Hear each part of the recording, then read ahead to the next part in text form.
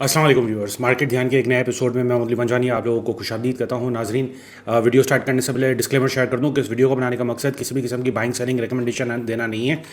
बल्कि हमारी तरफ से कोशिश है कि जो भी वाइटल इन्फॉर्मेशन मिल रही है वो आप तक पहुंचाना है। नाजरीन, सबसे पहले FIPDB डेटा की बात कर लें। 28 अप्रैल से लेकर 2 मई तक जो फॉरेन और लोकल्स ने जो बाइंग सेलिंग की है, उसका डेटा कुछ इस मुताबिक है। जो बैंक्स है वंस अगेन डेट मार्केट में उन्होंने जो है वो बाइंग की है, और म्यूचुअल फंडों से डेट मार्केट में सेलिंग की है। डेट मार्केट काफ़ी हद तक जो है वो सोशल मीडिया पे क्वेरीज आई थी कि डेट मार्केट क्या है। तो बेसिकली डेट मार्केट है कि जो TFCs हैं, टर्म फाइनेंस सर्टिफिकेट्स, उसकी बाइंग सेलिंग होती है। तो उसमें जो है अभी बैंक इन्वेस्टमेंट कर रहा है, म्यूचुअल फंड सेलिंग कर रहा है। इसके बाद अगर हम देखें तो सबसे बड़ी जो बाइंग आई है वो अदर ऑर्गेनाइजेशन में आई है, और सबसे बड़ी जो सेलिंग की है वो इंडिविजुअल्स ने की है। नाज़रीन, FIPDB का जो ब्रेकआउट है वो कुछ इस मुताबिक है। जो फॉरेन इन्वेस्टर है उन्होंने बैंक्स में सेलिंग की है। सेकंड नंबर पे जो हैवी सेलिंग हुई है वो इंडिविजुअल्स ने की है। All other sectors, mutual fund ने बैंक्स में बाइंग की है, म्यूचुअल फंड्स ने ऑल अदर सेक्टर्स में भी बाइंग की है, और बैंक्स और DFIs ने जो है वो सीमेंट में सेलिंग की है, म्यूचुअल फंड ने सीमेंट में सेलिंग की है, अदर ऑर्गेनाइजेशन में ऑल अदर सेक्टर्स में बाइंग की है। नाज़रीन, सबसे आपके साथ जो है वो KSE 100 इंडेक्स का वैल्यूएशन शेयर कर दूं तो जो डे रेंज बना था फ्राइडे का वो 1,12,820 लो और 1,14,546 का हाई बना था। वीकली रेंज इस मुताबिक है 1,10,631 का लो और 1,16,658 का हाई। मंथली रेंज 1,10,103 का लो और 1,20,796 का हाई। तो मार्केट जो है वो उसी रेंज में बरकरार है, कंटिन्यू है, और इस रेंज के अंदर ही काफ़ी हद तक हम देखें तो लोग जो है इन्वेस्टर जो है वो ब्लीड कर रहे हैं, वो नुकसान कर रहे हैं। KSE 100 इंडेक्स का पी रेशो देखें तो 7.04 का करंट पी रेशो है, और एक्सपेक्टेड पी रेशो है 7.10 का।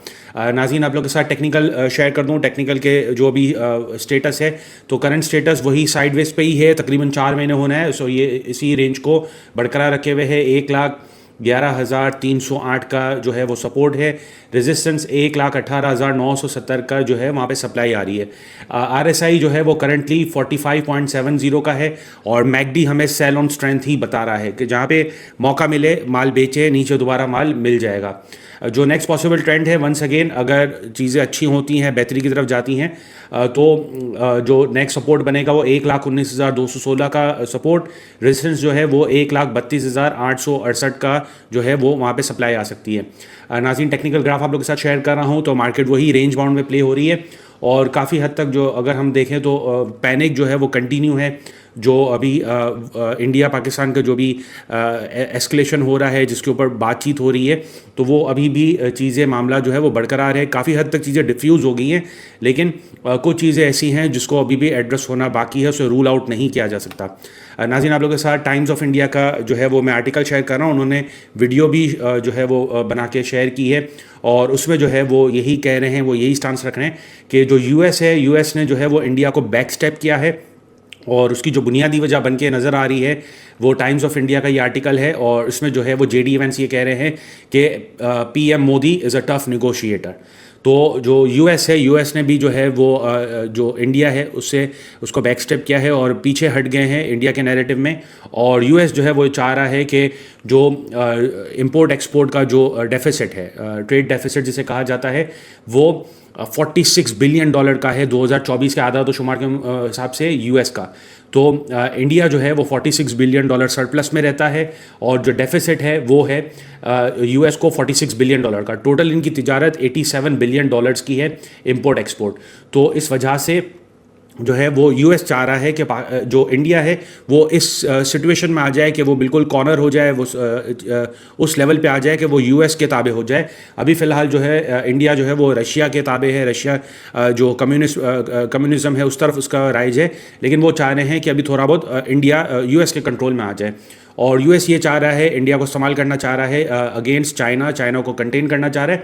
तो अभी हालिया जो वाक़यात हुए हैं, हालिया जो भी डेवलपमेंट्स हुई है, उस हिसाब से देखा जाए तो इंडिया रफ़ाइल तैयारे नहीं खरीदेगा, बल्कि इसके बरक्स वो F-35 खरीदेगा, और US जो है वो बेचना चाह रहा है F-35 इंडिया को। तो यूएस जा रहा है कि यूएसए से जो है वो वेपन्स खरीदे जाएं, शॉपिंग करवाना चाह रहा है इसको इंडिया को, और इंडिया मजबूरन करेगा जो उसके हालात बन गए। मीनवाइल रूल आउट नहीं किया जा सकता कि जो प्राइम मिनिस्टर मोदी है वो किसी किस्म का मिस एडवेंचर कर सकता है खित्ते में, तो उस चीज़ को रूल आउट नहीं किया जा सकता। तो इन चीज़ों के पेश नज़र थोड़ा आप मोहतात रहेंगे तो वो ज़्यादा बेहतर होगा। ये चैप्टर पूरी तरह से क्लोज हो जाए तो उसके बाद जो है आप अग्रेसिव बाइंग करेंगे तो आपको अच्छा रिटर्न भी मिल जाएगा। और वंस अगेन हमारा जो चैनल है वो इन्वेस्टमेंट पे फोकस करता है, हम सट्टा और जो ट्रेडिंग है और स्पेकुलेशन है उस पर फोकस नहीं कराते, और ना ही हमारा काम है, ना ही हमारा काम किसी किस्म की एडवाइजरी देना है। नाजरीन, आप लोगों के साथ मॉनेटरी पॉलिसी का डेटा शेयर कर दूं तो मॉनेटरी पॉलिसी कमेटी की मीटिंग है बरोज़ मंडे को, कल यानी अगर हम देखेंगे तो मॉनेटरी पॉलिसी की मीटिंग है, और इसमें जो भी हालिया हमारा करंट इंटरेस्ट रेट है 12%, तो जो 75% पार्टिसिपेंट हैं हमारी जो ताजिर बरादरी है और स्टॉक मार्केट के पार्टिसिपेंट हैं वो ये उनको ये लग रहा है कि अनचेंज रहेगा, और जो 15% जो लोग हैं वो ये तवक्का कर रहे हैं कि 50 बेसिस पॉइंट जो है वो इंटरेस्ट रेट कम होगा, और 10% लोग जो है वो ये तवक्का कर रहे हैं कि 100 बेसिस पॉइंट कम होगा। तो जो हालिया हमारी इकोनॉमिक कंडीशन चल रही है तो स्टेबिलिटी की तरफ है, और फिलहाल जो है वो इरादा नज़र नहीं आ रहा है इंटरेस्ट रेट को कम करने के लिए, जबकि इसके बरक्स अगर हम देखें तो सीपीआई के इन्फ्लेशन के नंबर्स ड्रास्टिकली नीचे आए हैं। तो अब देखना है कि मॉनेटरी पॉलिसी में क्या होता है। नाज़रीन, आप लोग के साथ पीआईबीटीएल का जो है वो मैं फंडामेंटल शेयर कर रहा हूँ, और उसकी बुनियादी वजह यह है कि हो सकता है कि अगले हफ्ते दोबारा रेको डेक की खबरें आना शुरू हो जाएं, चाहे वो स्पेकुलेशन हो, रूमर्स हो, या फिर जेन्युइन कोई इस तरह की खबर हो। तो इन चीज़ों के पेश नज़र जो है वो इसने 8 रुपये 34 पैसे पे अपना सपोर्ट बना लिया था। इसके बाद जो है ये 9 रुपये 75 पैसे जो टेक्निकल लेवल है वो मैं बता रहा है। वंस अगेन बाइंग रेकमेंडेशन नहीं दे रहा हूँ, ये उन लोगों को डेटा शेयर कर रहा हूँ जो पीआईबीटीएल में स्टक हो चुके हैं, और उनको जो है थोड़ा बहुत जो है वो आदात शुमार में शेयर कर रहा हूँ। तो अगर हम देखें तो थर्ड क्वार्टर की सी जो अर्निंग है वो -15 पैसे की है। इसका जो पीई रेशियो है वो नॉन एप्लीकेबल है क्योंकि ये माइनस पे चल रहा है। इसकी बुक वैल्यू 10 रुपये 19 पैसे की है, इंट्रिंसिक वैल्यू 8 रुपये 1 पैसे की है, फेयर वैल्यू 11 रुपये की है, डेट टू इक्विटी रेशियो 47.55 का है फीसद का, और जो टेक्निकली अगर हम देखें तो मंथली RSI इसका चल रहा है 58.10 का, मंथली सपोर्ट 6.26 का है, मंथली पिवट जो बन रहा है 8.15 का बन रहा है, रेजिस्टेंस जहाँ से सप्लाई आ सकती है 10.27 का है। टेक्निकल पे अगर हम देखें तो इसने जो है अपने आप को मेंटेन करने की कोशिश की 8 रुपये 34 पैसे पे, लेकिन पूरी तरह से कंसोलिडेट नहीं हुआ है, और ये एक थोड़ा समझिए कि एक बाउंस कर सकता है अगर इस तरह की रूमर या इस तरह की स्पेकुलेशन चलती है मार्केट में अगले हफ्ते, तो ये 9 रुपये 74 पैसे तक जा सकता है। तो वहाँ पर आप जो है इसमें सेल ऑन स्ट्रेंथ कर सकते हैं। नाज़रीन, इसके अलावा जैसे मैंने आप लोग के साथ जो पास्ट वीडियो शेयर की है जिसमें हमारे वज़ीर ख़जाना साहब ने जो है प्री बजट जो सेमिनार है उसे खिताब किया था, तो उसमें जो है वो ये उन्होंने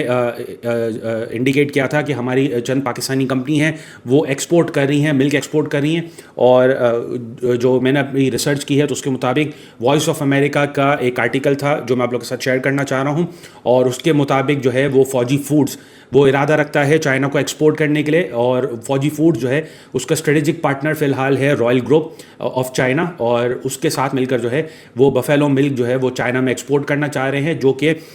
इस साल की एंड से शुरू होने के अंदाज़ा है, तखमीना है कि साल के एंड तक जो है वो ये शुरू हो जाएगा, और पाकिस्तानी रुपीस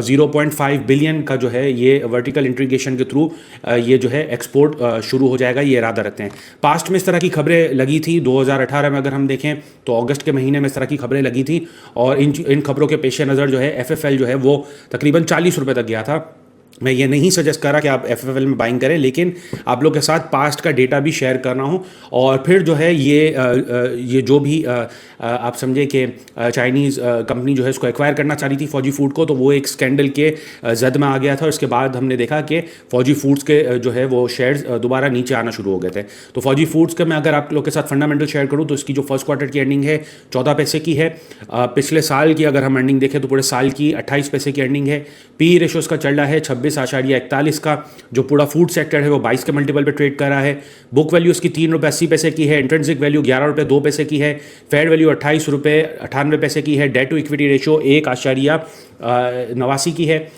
RSI अगर हम देखें टेक्निकल पे बात करें तो 69.87 का इसका RSI चल रहा है मंथली ग्राफ में। इसका जो सपोर्ट है वो 10 रुपये 95 पैसे का है, मंथली पिवट बन रहा है 14 रुपये 76 पैसे, मंथली रेजिस्टेंस 18 रुपये 89 पैसे। नाज़रीन, इसका टेक्निकल भी मैं आप लोग के साथ शेयर कर रहा हूँ। वंस अगेन कोई बाइंग रिकमेंडेशन नहीं है,